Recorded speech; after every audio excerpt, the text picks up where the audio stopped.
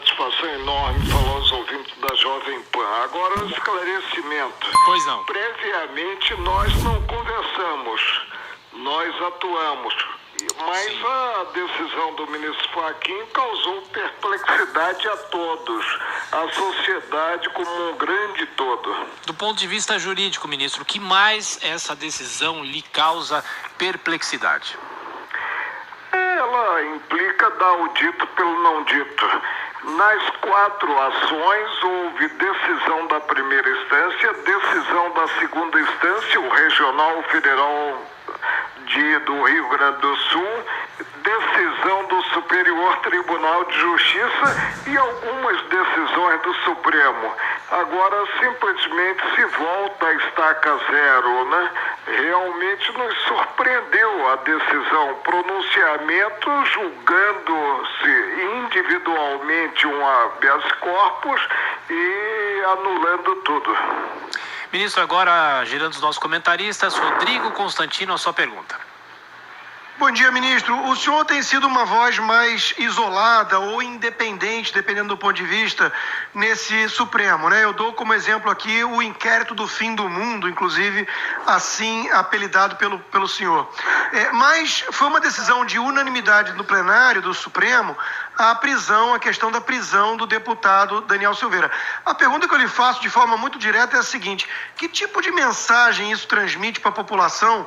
Um deputado que está preso até hoje, né, por ataques, por mais condenáveis que sejam, mas ataques verbais a ministros do Supremo, enquanto nós temos um ex-presidente Lula que arquitetou, de certa forma, um assalto ao Estado brasileiro, já solto e agora elegível e pronto para disputar eleições.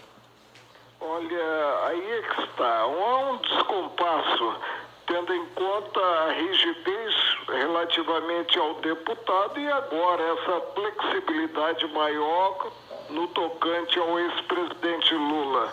Agora vamos aguardar para ver qual será a postura do Ministério Público, não como parte, porque no habeas corpus se tem parte única, que é o paciente personificado pelo impetrante, mas como fiscal da lei, o que ele fará? Com a palavra o doutor Aras. Agora a pergunta é de Diogo Schelp. Diogo. Ministro, bom dia. Ministro, a possibilidade de que a suspeição de Moro seja julgada mesmo com essa decisão do Edson Fachin, isso pode passar a impressão para a população de que há, digamos assim, uma espécie de vingança, um clima de vingança no STF contra o ex-juiz Sérgio Moro? A leitura não é boa e eu vou dizer mais uma vez. O juiz Sérgio Moro tem uma folha de serviços prestados a essa sofrida república e não pode ser execrado. Ou seja, ele não pode ser transformado de mocinho em bandido. Isso não cabe, é realmente desarrazoado e, sob a minha ótica, improcedente. E, ministro, o senhor acredita que se os outros ministros do Supremo tivessem sido consultados, o resultado, as anulações teriam se mantido, o resultado teria sido o mesmo? De início, o plenário é uma caixa de surpresas. Cada cabeça uma sentença é a máxima popular. Agora, presumindo o que normalmente ocorre, não o extravagante ou excepcional, nós teríamos, eu penso, imaginando, portanto, o razoável, teríamos o indeferimento da ordem no habeas corpus que foi julgado individualmente pelo ministro Fachin. Ministro Marco Aurélio Mello, quem faz uma pergunta para o senhor também é o nosso colega de Brasília, José Maria Trindade. Zé Maria.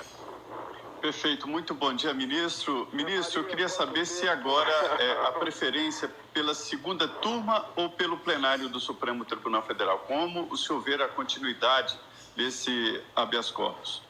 José Maria, de início, a atribuição é da segunda turma, mas pelo regimento interno, considerada a envergadura da matéria versada no processo, o relator pode afetar a apreciação ao plenário. Único Supremos que existe.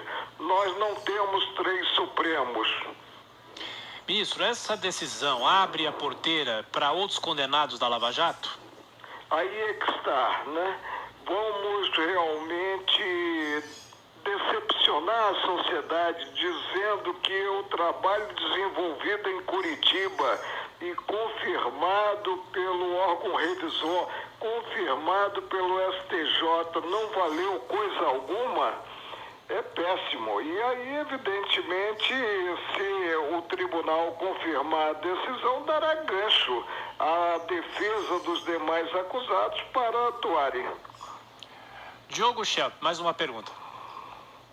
Ministro, além da questão do tempo, né, que se levou para tomar uma decisão como essa, e considerando que Lula é réu desde há 5 anos, pelo menos, no mérito da decisão do Edson Fachin, essa questão da incompetência da vara e a questão de não ter relação com a Petrobras especificamente, tem sentido jurídico, senhor?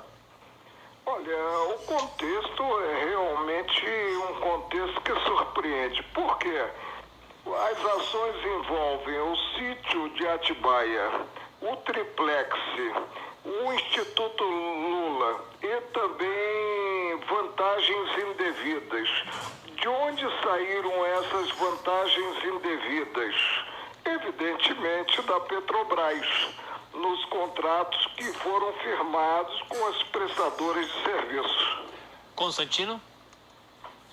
Ministro, como melhorar a credibilidade de uma instituição tão importante como o Supremo Tribunal Federal perante a população e a respeito dessas decisões monocráticas? O próprio presidente Fux gostaria de alterar isso, né? Há um excesso de decisões individuais. Há uma possibilidade, há alguma esperança disso mudar em breve? A tutela de urgência, ela tem que ser implementada, não pode aguardar a reunião do colegiado. E o relator deve ter a incumbência. Agora deve marchar com segurança, sem surpresas. Zé Maria?